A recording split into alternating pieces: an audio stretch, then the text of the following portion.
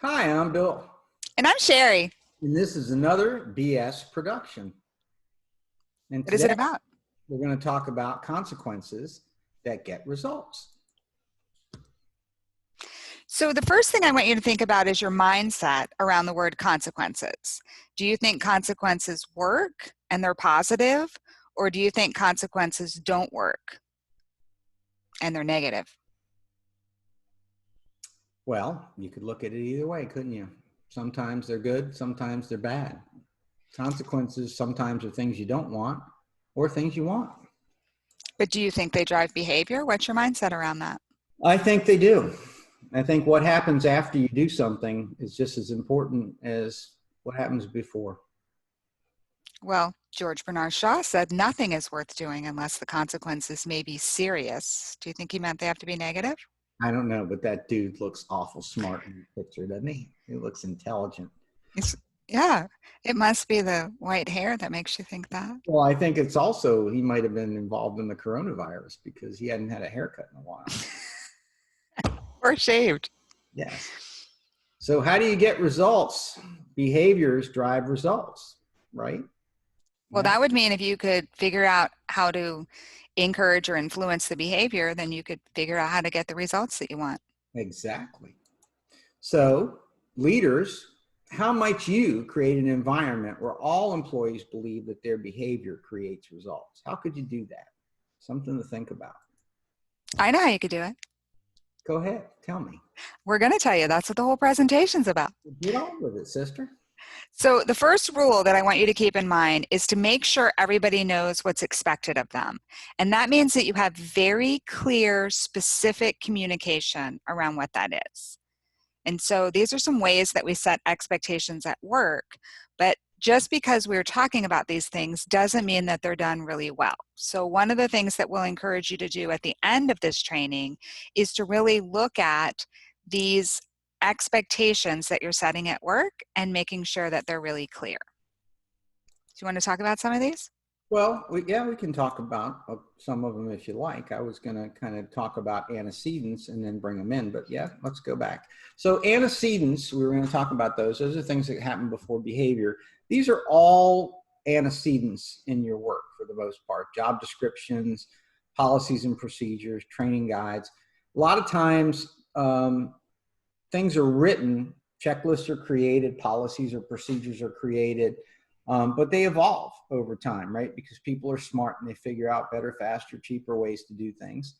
So you have to stay on top of those things, and you have to understand what's happening and what's driving the behaviors you're looking for. Well, also the tasks sometimes change, and then you just haven't updated your information, right? The way you have to do it is different. Right. Steps could have been added or deleted. Automation could have been introduced. New vendors, yeah. Yep. And then also the vision and the value of your business. The values in your business drive behavior. They should drive behavior if you pick the right ones. But even values evolve over time in your organization, and being conscious of those and figuring out ways to measure that behavior and determine what behaviors you want that reflect your values is important. So we'll talk about antecedents. Sherri, why don't you talk about antecedents? So antecedents are things that happen before the behavior. So if you think about a behavior, what's going to happen first is an antecedent. And they could be anything. It could be a sign, it could be the vision statement that you have at work, it could be the policies or procedures or memos or emails, or really any of the things that we just talked about could be an antecedent to a behavior. That's why we have it. We have it in place so that it will spark these behaviors to happen. And so when you look at them, antecedents are very, very, very powerful if they're used in the right way. So some examples here, and I'll let you decide if they're very powerful or not, but one is the Surgeon General's warning. So I don't know about you, but I have never in my lifetime seen anyone pick up a pack of cigarettes and say, oh, Surgeon General's warning. I think they say like smoking can kill you or something. And oh, I didn't realize it was bad for you, right? And put it down. I don't even know of anybody who actually reads the Surgeon General's warning on the side of cigarettes. And I know in Panama, what did you say it was in Panama? They They have put a different one. they put a cancerous lung, a photo of it on the cigarette pack. And so it's great to do that, but is it really something that's changing people's behavior?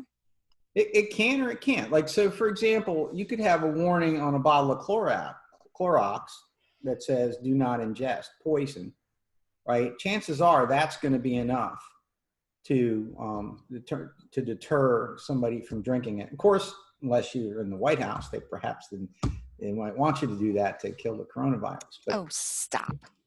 however, some things work, some things don't. It just depends sometimes on the severity of the outcome, the proximity of the outcome to whatever the behavior is, right? Right. And we talk about signs. A high voltage sign is a lot more likely to modify a behavior than a speed limit sign, because the outcome of speeding is a lot less uncertain than the outcome of touching a high voltage wire, right? So there's just some examples of antecedents to behavior, some kind of indicators that would drive somebody to do or not do something, right? Yeah. And so other antecedents that I'll throw out there, though, could be a chore chart that you have for your children. It could be a scorecard of tasks that you have done. Like, all of those could be really good antecedents that will really set the event for the behavior, the performance that you want to get.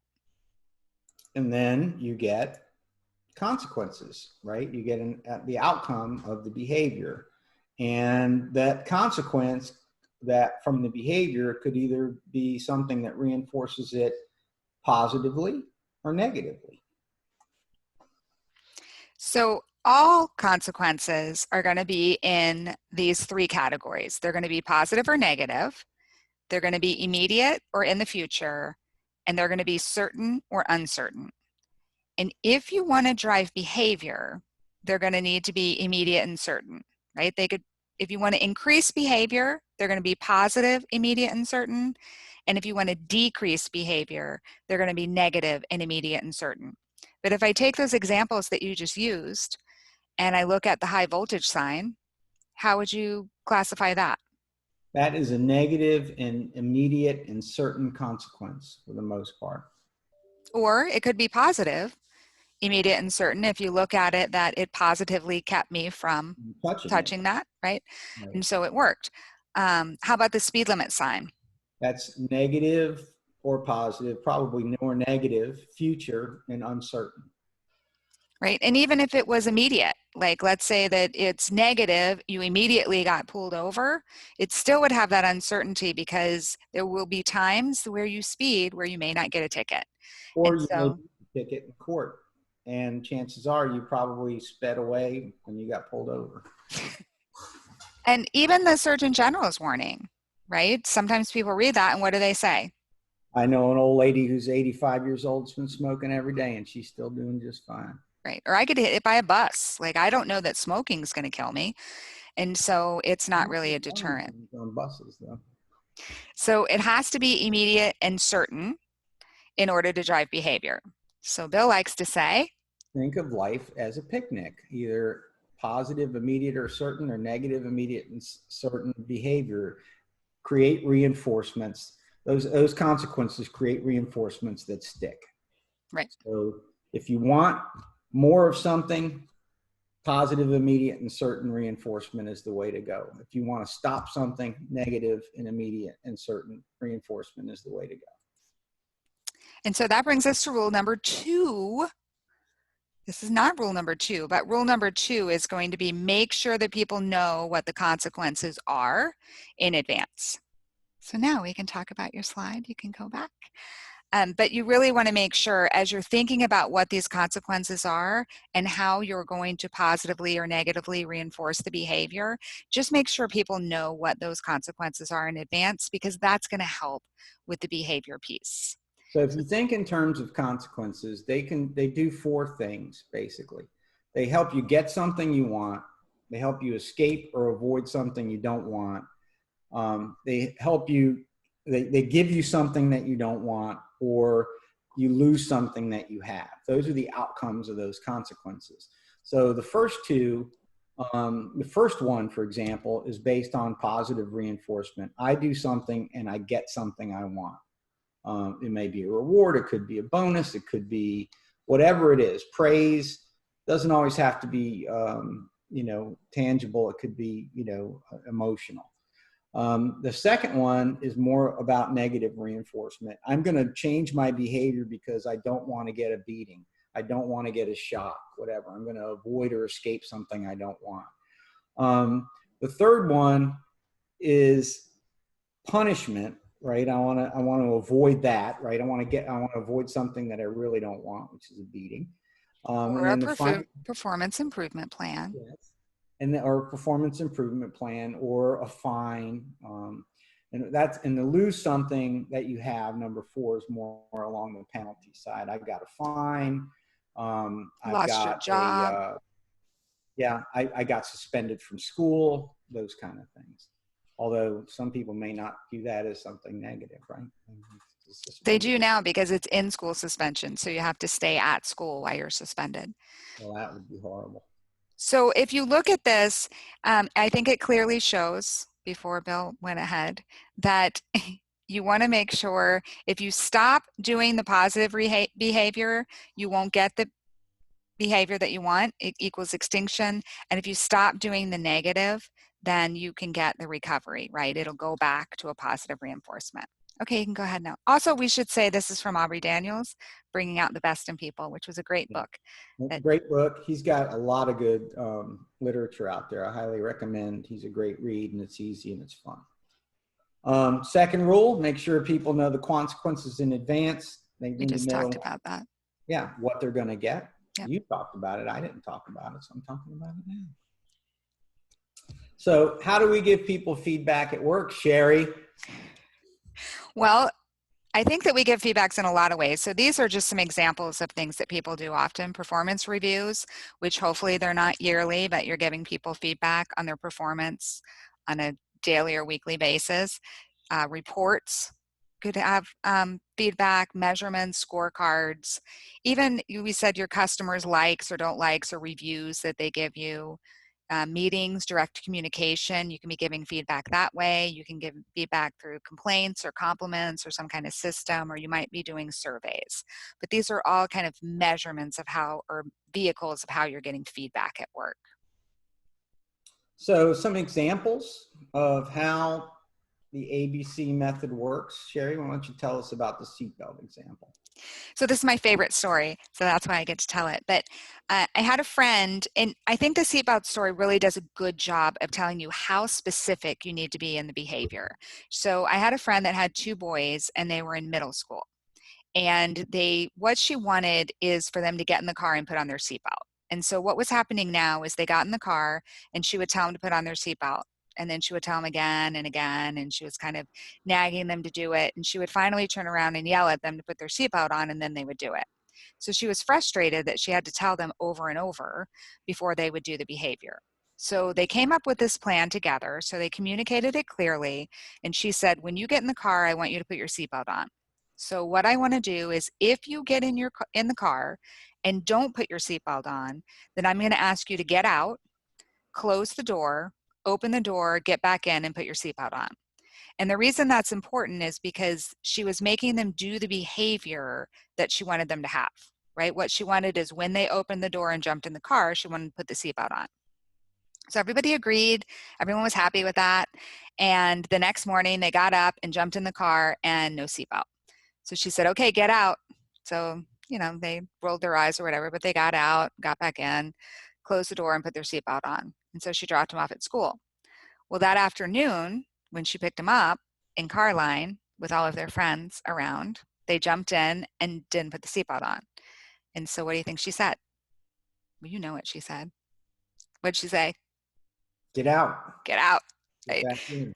So they had to jump out of the car, close the door, and jump back in with all of their friends around, people beeping in the car line, hurry up, you need to move, and really causing a spectacle, right? Because everybody wants to know why these 2 children are jumping out of the car and jumping back in. And so that only had to happen about twice, and then they really cemented in the behavior. Now, she also had positive consequences for when they did it. Do you remember what they were? I think they got to pick to like go to a movie or watch a television show they wanted to watch, something simple. But if they had a week's worth of that behavior without um, any fallback, then she was able to let them pick to do something they wanted to do. So they did get a positive consequence for doing it, but she really was very specific because what happened for the antecedent part of that was the boys waited for her to yell at them to put on the seatbelt. She had changed the antecedent to, I will tell you and tell you and tell you, but when I yell at you, that's when you have to do it. And so that's why she had to tell them over and over, is because that's the prompting that they were used to receiving. And so she kind of had to unlearn them from that behavior and then get them to relearn the new behavior. And so I thought that was a good example. It's a great example. And, another example that I would give is it's a good example of kind of modeling the behavior you want. In a number of the businesses that I've been involved with, we used things called star cards or appreciation cards. When somebody did something nice for you, you would acknowledge it by telling them what they did and how it made you feel. And so we used to do that. And it set a great example, a good mindset to give people positive reinforcement. And I remember one day, one performer said to me, I don't ever get any of those star cards. And I think I'm a good person. I do a lot of good things. And I was like, okay. I said, well, how many of those do you give? And she said, well, I don't give any of them. And I was like, well, sometimes you got to give to get, right? That's a model of the behavior. So a lot of times, you've got to act in a way that models what you want, similar to the seatbelt, in order to get more of what you really want, which she wanted praise. Well, you got to give some to get some. You got to model it. That reminds me of be the change that you want to see in the world, right? There you go. The other example is the scorecard. A lot of times keeping score yourself is good reinforcement. And it's a good antecedent because it kind of tells you what your baseline is, where you want to be. And then you record your result. And the consequence is, did I meet where I wanted to be or not? And what happens after that, right? So in a lot of businesses, there's not a lot of scorecarding going on. There's not a lot of feedback going on. With your direct manager, I suggest you create your own scorecard. Well, there is feedback. The problem is that the feedback is all about what you're doing wrong. I Yeah, mean, it's I do most, think they tell you when you screw things up. if they It's catch it, just, yeah, yeah, for the most part, yeah. but they're not tying these positive things to the rewards like compensation, bonuses, important things like that. And it helps to keep your own scorecard because you'll have that when it comes review time. You'll be able to say, okay, I've been tracking my performance, and here's how from my perspective, how I look. Actually, I know this will shock you, but I've always done that. And it's always helped me on my reviews because a lot of times my manager forgot some of the really important things that I did because they had happened a while ago. But I had this notebook with tabs and all of my information in there, and I would pull it out and say, well, here are the things that I did. And I got really good reviews from doing that. But I Yeah. also want to interject because you use the word performer a lot for employee. And that also came from Aubrey Daniels. So I just want to make sure everyone knows when you talk about performers, you're actually talking about employees. Right. He says that, you are an employee, but you're there to put on a performance, whatever it is, right? Whatever you're assigned to do is your performance. So that's why he calls them performers. I always like that word. And that's why I use it. Yeah. It's just not everybody knows that. It's not common. Yes, So ma'am. these are our secrets to using positive reinforcement. And to really make it effective, you need to make sure it's appropriate, it's earned, right? So people know what they did to get it. It's immediate, and it has to be immediate. Frequent, you want it to be as frequent as possible, and individualized. So it's for the individual. So you want to make sure that what you're giving me as positive reinforcement is something that I want. And that's really the key to drive behavior. If I want to get something, I'm going to do what I need to do to get there.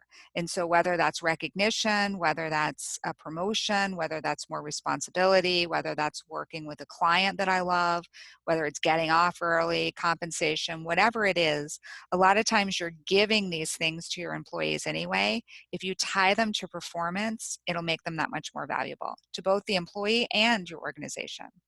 And consistency when you do this is very important. consistency with each individual person, and then consistency across your team. Excellent. So let's recap. So think ABC, antecedent behavior consequence, when you're thinking about behavior, what's happening before and what happens after. Every behavior you're getting in your organization is being reinforced some way, positively or negatively. So if you're not getting what you want, you really need to look at the reinforcement for whatever that behavior is, because whatever that reinforcement is what's driving that behavior. Think about life as a picnic. Think about positive, immediate, and certain, negative, immediate, and certain. Those work the best when you're trying to modify the result that you're getting from a behavior. One size doesn't fit all, which means the reinforcement that you give someone is individual to that person. Things that motivate me may not be the same things that motivate Sherri. Definitely not. Definitely not. Things that are important to me aren't the same things that are important to Sherri. So, and I want to add to that because we have a good example of that, like sports tickets, right? If you're going to give out sports tickets and link them to behavior, that's only going to be a positive reward if I want to go to that sporting event. Yes, you're right. Or, money, everybody kind of likes that. That's a real positive one. Yep. Everybody needs it. Everybody wants it. Positive always gets you more. So if you want more of anything, positive reinforcement will get you more of anything. Negative is temporary. It will cease behavior or drive positive behavior, but it'll be temporary because people will only do things to avoid that punishment for so long. If they can figure out a way around it, they will. Yeah, definitely. We've seen that. All right. Well, So, thank you very much for being here today. We appreciate it. We hope this was helpful and useful and that you're able to do things with it. You can visit us at positiveimpactforce.com, or you can email any of us if you have a question or you're trying this and you just want to throw some ideas past us. Feel free to reach out to us. yep. And we'll see you soon with another BS production. Thank you.